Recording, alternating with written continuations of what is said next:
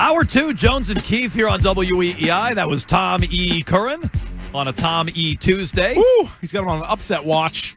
If you missed any of that yesterday, Odyssey app, AUDACY. Get it on your phone. Free, easy. Take it with you wherever you go. In fact, today would be a great day to have it. If you're driving around stuck in traffic, Odyssey app, you won't miss a second of Jones and Keefe. Use the rewind feature. Go back and listen to our interview with Tommy Curran, Hunter Henry, and Christian Ellis from Monday. Anthony Jennings on the show yesterday. You can go back and listen. Just get the Odyssey app on your phone. We were pretty surprised. You said 84. Yeah. I was an 82 yep. on the surprise scale.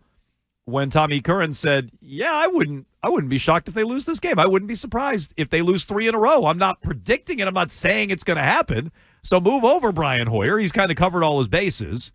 But yeah, I didn't expect Curran to come on and say they could drop their next 3. I wouldn't be surprised if they did. And that, Keith, you didn't hear the beginning of it. Your first question was kind of responding to him saying, well, it's all gravy and there's nothing to worry about. And even if they drop the next 3, no harm, no foul, which I vehemently disagree with. So do I. You're the number 1 seed right now. And it doesn't feel like, I guess you could make the argument, in 2021, they beat Buffalo and they were 9-4. And we had started to wonder, like, oh, could it be Pats versus Tom Brady in the Super Bowl? But they just beaten the Bills in a wild wind game. And then the everything fell apart those final 4 weeks of the season. And it was a little bit more predictable than this. This, yes, they've not had the toughest schedule in the world, but they beat the Bucs on the road. They beat the Bills on the road. They have not had let-up games. And even if they let up a little bit, they still found ways to win those games, like Atlanta and this last game against Cincinnati. And the rest of the AFC, there's no even close to a perfect team. And so that's why, in addition, it would be so disappointing. It's one thing if they were 10-2, minding their own business, but the Chiefs were also 10-2, and it was Mahomes slinging it around, and the Bills, they lost the head-to-head game to you, but they won most of their other games, and Josh Allen was the MVP. That's way, way, way different. So the house money approach, I hate that. No. If you asked me in August, would I be happy that they were 10-2? Of course. Of course. 10 wins total we would have been happy with. You had 10 for the whole year. Yes. I had 9 for the whole year. Like, I would have been blown away by that. But now with the way the AFC looks and how the Patriots are playing and where we're at, we're not asking you in August. We're asking you the day before Thanksgiving. Yeah. And, yeah, I would be pretty frustrated if they lost 3 in a row. I expect them to split against Buffalo and Baltimore. And they should win this game against the Giants. I'd be stunned if they drop this game to the Giants. It's Sunday, or it's the NFL, any given Sunday. I get that. I'd still be shocked if they drop this game. So, yeah, I have trouble getting on board with that. And Curran, right away. Now, Brian did not clip that. I would like to point out to Brian Tommy, did not, no. if he's listening, because I will say the comments have not been overly friendly to Tommy Curran on this one. Why? Well, it's just a lot of people bringing up his J.J. McCarthy takes. Well, listen, we've all had a miss, just a giant miss. A quick scroll. Well, we've all had misses. That's a big miss. J.J. McCarthy over Drake May. That's like Bedard saying Gronk, I don't see it in the draft. That like that's every draft. J.J. McCarthy. Like those are there's misses. Like my Jokic miss is not just that's not just a miss, Keith. That's like an all-time miss. Okay. Yeah. J.J. McCarthy over Drake May is going down as an all-time miss. Trending towards an all-timer. Gronk, I don't see it, is an all-time miss. So, not all misses are created equal. I would point that out. No, that's fair. And by the way, the Twitch chat is saying his boy J.J. McCarthy got benched. Is out again. Like he's hurt. I don't think he's hurt. I think he's benched. I think they're like, oh, yeah, weird. He just popped up with some concussion-like symptoms after another horrible game. Like that might be the Brock Purdy treatment. He is outright yes, a soft benching Brock Purdy, Kyler Murray Second style. time this year he's been soft benched. That's what's going on, I think. That's tough. So, but anyway, I would like to point out, Brian did not clip that. That was not clipped by the Jones and Keefe show. That was Freeze Pops on his own initiative went out and clipped that and aggregated it. Unreal. And let me tell you. Unreal Pops. Let me tell you. Curran probably is not enjoying those mentions today. But the man said it. What do you want us to do? He said he could see them losing the next 3 games. He wouldn't predict it, but he wouldn't be surprised. I'd be shocked. And not only that, I would be I know they have some injuries. I'd be wildly disappointed in that because now you're talking about maybe blowing the division lead that we thought you had wrapped up. Never mind the 1 seed. Now you're on the road on Wild Card Weekend. Eeks. In August, we all would have taken it, but now that's nowhere near acceptable. Eeks indeed. Eeks indeed. They're 7.5-point favorites. So if you feel like the Giants can win this one, there's a juicy plus money there. Healthy bet to be made there. If you so choose. Tom E. Even with the injuries, though, like the Giants are 2 wins. They haven't won a road game all year. We'll talk more. We'll be in on Monday. We'll have more on this then. But they have all kinds of injuries to really important players. So, yeah, they're on their interim coach. I'm not taking the Giants. I do think it's a bad week to be without the offensive lineman, specifically against this pass rush. Yeah. You know, Brian Burns, Abdul Carter, I think has a half a sack this year, but he has been constantly in quarterbacks' faces and a menace rushing the quarterback. So, am I missing another pass rusher they have there? There is another one, right? Don't they have Caleb Thibodeau. That is who it is. They still do. Yeah. So, it's probably bad timing to be down those O-linemen, but I'd say it's never good time to be down those guys. Yep. By the way, your girl, Diana Rossini. Yep. So let me know how much stock you put in this. Diana Rossini had a timeline for Jared Wilson and Will Campbell. She said New England Patriots rookie left tackle Will Campbell expected to miss at least 4 weeks with a knee injury and will most likely land on injured reserve. I would point out, it's interesting, the Pats made a flurry of moves yesterday. Yeah. Neither him nor Wilson were put on IR. So if they're going to do that, it's interesting that they haven't yet, because the longer you push it back, once you're on there, you got to miss 4 games. Yeah, they got time, I guess. No, they do. Wednesday. But I'm saying if you waited until, I mean, you're right, they have an extra day because of the Monday nighter, but if they waited until after the Giants game, it would take another game for him to come back. Yeah, so they'll make a decision by then. Like if we're talking about Monday and we haven't landed, then they're thinking maybe he's only going to miss 2 or 3 games, right? Because then you can be there for the 4th game. The bye week kind of comes at an opportune time, I guess, with all these injuries piling up. So, you know, as far as weeks of recovery versus games missed, you can kind of line up a little bit that way. So she says he will likely land on injured reserve. Rookie left guard Jared Wilson has received better news and could come back much sooner.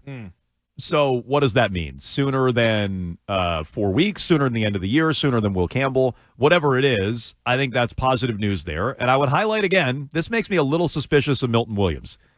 Not that he's not hurt, but just I wonder if it's what they if the injury is what they said it is. I've felt this way from the start. I'm not sold that's a high ankle sprain. And if Jared Wilson doesn't go on IR, this is another 300-pounder offensive lineman, big guy.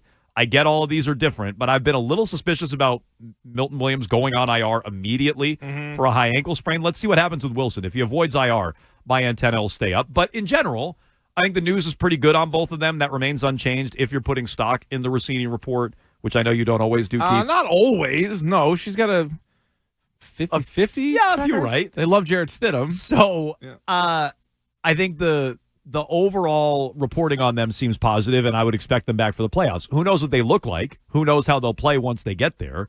But I think the overall reporting there is trending in the right direction. Even if you're not expecting them to lose, is there an element of concern going into this game or an area where you would be concerned against the Giants? Well, I don't know if it's the Giants per se. It's more just their own, the way they've looked, right? Because the Bengals aren't a great team either. And the Bengals don't have a great defense. And there were times where they were giving the Patriots troubles. I think they've been really, really good most of the season at stopping the run. And now Milton Williams is out, and they're not as good at stopping the run. So is that something they can just simply rely on?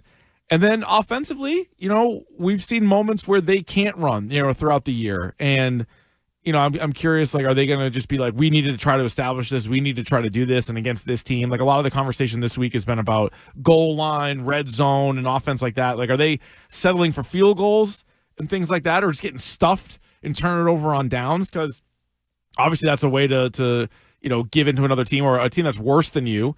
And if they can't capitalize in those times, then, yeah, it could be they've played close games to bad teams, right? So it's not like, oh, it's the Giants just going to go mop the floor with them. Like, I'm not saying that, but no, overall, like, I think they're going to be fine. Even the Jets, and the Pats covered against the Jets. The Jets were driving late to make it a one-score game. Yeah. You know, the Saints were driving late in a one-score game. So I'm with you. Like, they have had some closer games than maybe we even remember against lesser opponents. I'm just kind of worried about not a letdown trap game situation, just they are kind of limping into the bye. Like the last 4 games, and they've won them all, so like we're obviously nitpicking here. But the last 4 games, I feel like the play has kind of dropped off. Like the Falcons game was so-so. The Bucks win, I think, was legit. But then I didn't think they played great against the Jets. They played even worse against Cincinnati. That trend line going into the bye, where you just wonder if players are looking ahead a little bit to a break, that would be my main concern, just beyond the health of the O-line against that Giants pass rush. But I don't think they lose. And I certainly don't think they lose 3 straight. And if they did, they deserve to be ripped for it. Not just, hey, it's all gravy. Hey, they're way better than we thought. And boy, could you ever have pictured them at 10-5? Wouldn't you have taken that? Well, yeah, I would have taken them at 10-5 before the year through 15 weeks. I wouldn't take it when they were sitting here 10-2 with the 1 seed right around the corner. Yeah, no, exactly. Like at this point, like you should be rooting for. I mean, we already said 2 weeks ago that the division was over. So if you're winning the division, you can't just be like, oh, it's all gravy from here. Like, it's right in front of them to not even have to play Wild Card Weekend. Right. Just take care of business. Take care of business against the crappy teams, Giants included, and you'll win the division and be in the mix for the number 1 seed. That's all you got to do. 617-779-7937. We'll get to your phone calls, but a reminder, Football Talk on WEEI is presented by Paramount Plus. You can't count on much these days, but you can always count on Sundays with the NFL on CBS and Paramount Plus. Watch your local game live every Sunday, all season long. Just visit ParamountPlus.com/NFL to get started today. Mike's in Providence on the Pats. Go ahead, Mike. Yeah, hey guys. Happy Thanksgiving. You too. Happy Thanksgiving. Thank you. I got a lot of concerns, not just about this week with the Giants, but going forward in general. Based on the Bengals game, and it comes down to a lot more than just having to watch venereal low out there. Just the amount of noise that led up to the Bengals game, I think, was kind of similar to the amount of noise that you deal with in the playoffs, even though the Bengals are certainly not anything close to a playoff team. But if Drake comes out after a week of noise and he's throwing ethos pitches, into no man's land, I mean, that's not the kind of thing that you're going to come back from. Mike, Keefe and I disagree on this. I think the whole first take, the whole week might have impacted Drake at the start of that game. I don't rule that out. But Venereal low out there. Yeah, I don't know if that's going to catch. Look, we didn't think Minus Lori was going to catch on, and it's still burning up. Yeah. So I don't know if Venereal low is going to catch on or not. But I do think that there's a chance that the whole back and forth of the week, and let's not pretend it was out of his mind. Oh, he's on the football field. It's out of his mind. He's shaking off the Cam Newton celebration before the game in a choreographed handshake, high five with Steph Diggs. So it wasn't totally out of his mind. Let's not pretend that. And I like that he was doing that. I have no problem with it. I wonder if that was impacting him early on in the game. But I know you don't. I don't. I think it's more to do with maybe the whole bad week of practice. And so again, that doesn't completely deny your theory, because that could also lead into practice. I just think the team overall, Mike Vrabel kind of alluded to, not a great week of practice. And then Christian Ellis, I thought, was pretty honest with us, being like, it was a letdown not to have Burrow. I think they were looking forward to that challenge, and certainly defensively, but even if you're Drake May, part of you is going to be like, playing against Josh Allen's different than playing against, their backup. And playing Chase. You've highlighted this all week. Chase. I mean, Burrow was a letdown. They thought they knew they weren't going to get Chase, but still, when you look across and you're like, oh, there's no Jamar Chase and no Burrow, that is human nature to let down, but this is the time of year where you can't be doing that. No, you can't. And I think we've seen some of the games where Drake May either had a bad game, which is very few, or just a bad start. A lot of them were of the same formula where, I don't know if he's all gassed up or whatever it is, but he's just kind of airmailing some throws. I mean, that pick six was as bad of a throw as he's had this year. Like, there's not too many of those. And then there's also the other part, too, where you're like, all right, how many games is he going to have a 110 quarterback rating, right? Mm-hmm. Like, there's going to be some games. It's not going to be every week. It can't possibly be. No. Hall of Fame quarterbacks in their best MVP seasons didn't do it every single week. Yes. So it's not going to be every week. While you're watching football tomorrow, by the way, and you see a loose ball on the football field rolling around a fumble, I want you to keep this in mind. This is a PSA going into Thanksgiving football tomorrow. Seriously. Maybe you can bring it up with your family watching Thanksgiving football. Or maybe if you're a high school player this weekend or tomorrow. You're playing in your last game. You're playing Thanksgiving football. This is a message to all the high schoolers out there. Yeah. College football players, Iron Bowl, the game, all these big rivals, Civil War, if we can still call it that, Oregon State. Or just backyard football with the fellas. Sure. You're playing in the backyard. Devin McCourty has a PSA. If there's a fumble, here is how you recover it. Here's the protocol. All right, ball's on the ground. You're jumping and you're diving on the ball. You're going to protect every ball. Listen to this. You're going to jump on the ball, get on the football, get in the fetal. But once you get in the fetal, close your mouth, close your eyes, squeeze your butt cheeks. You want to close everything up. The fetal protects. The fetal protects 2 balls. Your arms protect another one, and close the butt cheeks because you got to protect the last. I'm just telling you, as funny as this is, this was our squad meeting on how to recover a fumble in New England.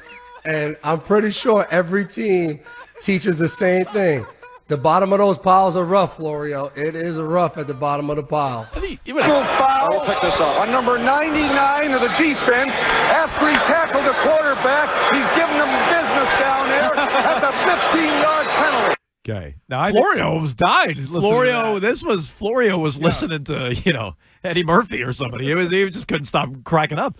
Dave Chappelle killing him softly. That was pretty intense. So they spent time in a squad meeting, he said. Oh, they had to coach it up. So Bill walks in before again every year in the offseason, and he's like, "Hey guys, the ball's on the ground." I wonder who the most Close your dangerous mouth, close your eyes, squeeze your butt cheeks. Zip up those butt cheeks, fellas. Close your mouth. Hold on to your buns. Protect all the balls. Close your eyes. I guess eye gouging. I guess the mouth. How many fumbles you recover at Hobart? None. How many at St. Paul's? Oh, a few. Yeah, you got a few of those. Yeah. Did you? How many of those rules did you adhere to? It's more of a scoop it up and go. Otherwise, just let them get it. Let somebody else fall in. You weren't going in Please there. leave me alone. Fetal position. No, I don't remember that. Mouth closed, eyes closed. No. Zipped up butt cheeks. I could see a little bit of a pinch to the nether region. Sure. But I don't remember having to deal with your eyes and your mouth and your Close your mouth, butthole. Close your eyes, squeeze your butt cheeks. I don't remember that being a part of it. Maybe you got to wait till the NFL for that. It was the opposite of a night with your ex-wife. That's true. Is what that was. That is it was true. very, very, very much the opposite. 617-779-7937. That's a PSA, as Keefe said, for backyard football, high school football, college rivalry games, and the NFL. Just bring that up to Grandma when you're sitting there tomorrow watching football. You could say, "Hey, I heard on Jones and Keefe, Devin McCourty was talking about this is how you recover a fumble."